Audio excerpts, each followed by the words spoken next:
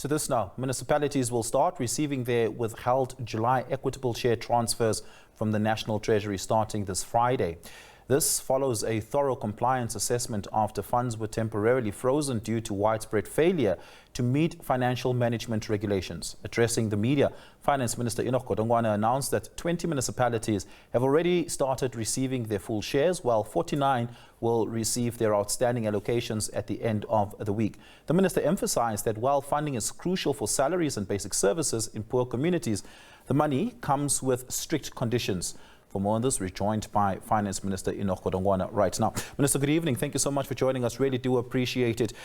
Minister, I'm going to start with a question that my colleague Tula Sizwe Similane had asked the Minister of Cooperative Governance just moments ago. Is the instrument of withholding equitable share from municipalities effective in getting them to turn around their delinquency, so to speak? Yeah, good evening to you, Mr. Dixon, and to viewers of SABC. Let me just say, I agree it is effective. I was talking to Minister Matlobo. He was just giving me a list of municipalities who have been able to pay the water board.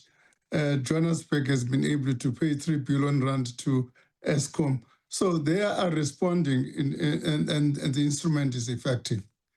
These payments that otherwise would not have happened if you did not intervene in the way you did? Precisely. Okay, so then perhaps this question more pointedly, why withhold all of the equitable share from municipalities when you do that, instead of, say, potentially just taking over the administration of paying their debtors directly? That is to say, for municipalities that owe water boards exorbitant of monies, or that owe ESCOM on the other hand, to just pay those institutions directly? I'm constrained by the constitutional rights of these municipalities. As you would be aware that the rights of each sphere of government is constitutionally guaranteed, and the Constitution requires me to transfer to them what is called an equitable share in terms of Section 214 of the Constitution. And for that reason, any amount which is an equitable share has got to go to them, and they are the ones who have got to effect payments. Yeah, Minister, I perhaps have to ask this as perhaps a more pointed question, very specifically to the previous answer you gave. Other than the anecdotal evidence that you got from a telephonic conversation with Deputy Minister Mahlobo, what actual systematic evidence do you have that supports the idea that this is an effective tool in turning around the compliance culture? What Minister Mahlobo has, I have. Because a municipality, before I release what is called a partial payment, it provides to me one of two things. The first one is an agreement with the water board or whatever the relevant creditor, that here is an agreement or a proof of payment. It's not only anecdotal evidence. That's before I do the partial payment. Yeah. Minister, not all the municipalities have become compliant in the last 3 weeks. Some of them still remain non-compliant in very serious parts of this, yet they will now be receiving their equitable share.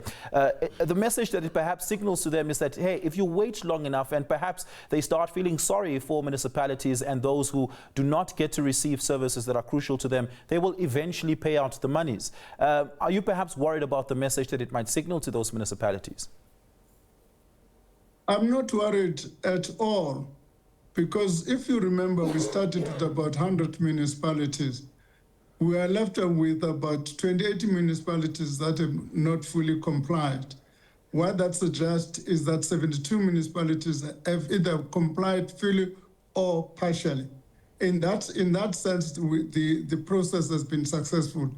The remaining ones, we are giving them strict conditions which they've got to meet before their next tranche of the equitable share. Yeah. What would some of those strict conditions be, Minister?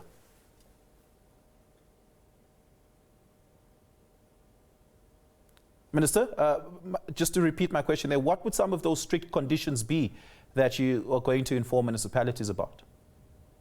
In other words, we are saying to these municipalities, you have got to comply with the outstanding performance you were required to before the 30th of July. So what they have got to do, every quarter there's going to be a monitoring of their compliance.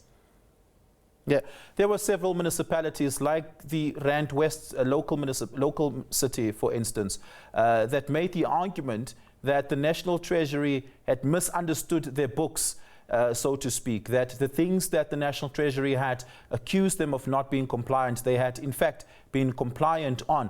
And of course, municipalities very often, not just municipalities, but government actors very often accuse the Auditor General, for instance, of misapplying certain accounting standards in evaluating their financial compliance and audit standards. What are your responses to those municipalities who says you had it all wrong? If a municipality says I'm wrong, they must then produce the necessary evidence that contradicts my statements. But a municipality that says the Auditor General is wrong and Treasurer is wrong, then it says something about that municipality. What does it say about them? It does suggest that such a municipality, in fact, is not telling the truth. It can't be that everybody has read their numbers incorrectly. Okay. Minister, I want to ask you to draw a comparison of this instrument, that is to say, within the confines of the Constitution and the statutory framework, you being able to withhold the equitable share from municipalities vis-a-vis a different instrument. Say, for instance, taking municipalities that are financially delinquent under administration. Why did you choose this instrument over the alternatives that were available? It's one of the instruments available to me and is one of the simple ones to implement. We are also not ruling out other possibilities. They are on the table. Let me just give you an example. If a municipality does not deduct pensions from employees and does not transfer that money, that constitutes criminal conduct. It is one of the instruments that are available to us, which over time we may explore. Yeah. You've always had this instrument at your disposal. Why did you take so long to begin to exercise it, given that, municipalities have been financially delinquent across South Africa for a very long time? The Constitution enjoins us not to use this instrument. This instrument, it must be used as a last resort. What that means is that we've got to engage municipalities over a time. If you look at the engagement we've had with these municipalities, it dates back to December. This is a culmination of a consultative process. We've been involved with them since December. And in that sense, the Constitution says we must do whatever possible to help, to assist, which we have been doing. And then we use this instrument as a last resort. Yeah. The General Secretary of the South African Municipal Workers Union, Dumisani Magagula, had accused you, when you first applied this instrument a couple of weeks ago, he accused you of having gone rogue. And that this is almost entirely a political move rather than one that is purely technocratic. What's your view on that? What I would ask some to consider, if there are members, which is their members that whose pension has been deducted by the municipality up to the tune of 1.7 billion rand at the end of February, has not been transferred to the pension funds, which disadvantages some of members when they are supposed to go into retirement. Whose interest are they supporting? Is it the interest of their members whose pension has not been paid over, or the bureaucrats in the municipalities that are not paying these pensions? So that's a question I would like some to engage some on. Yeah.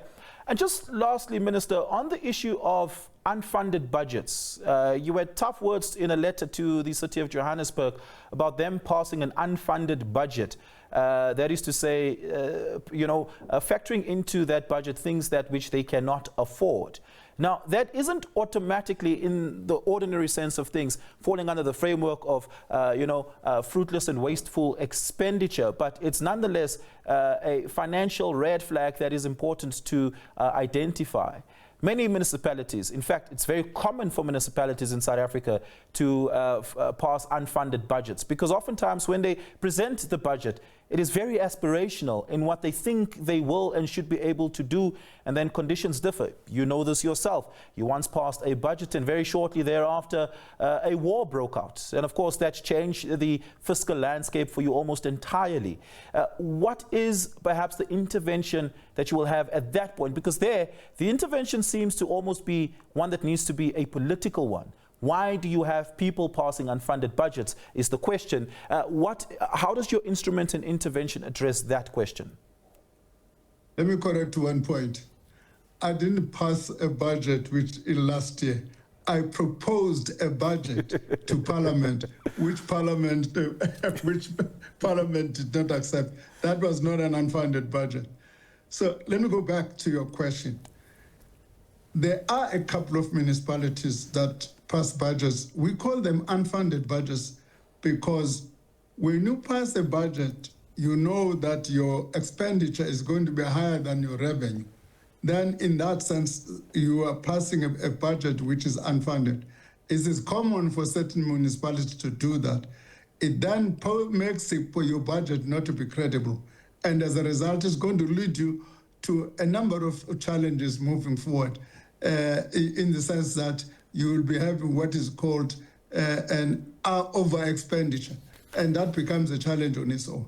Yeah, you have provincial departments also in your sight for similar action and intervention there. What is your conversation as an organization, the National Treasury, with provincial departments who seemingly are also teetering on the precipice of financial delinquency? No, provincial departments is a different matter completely.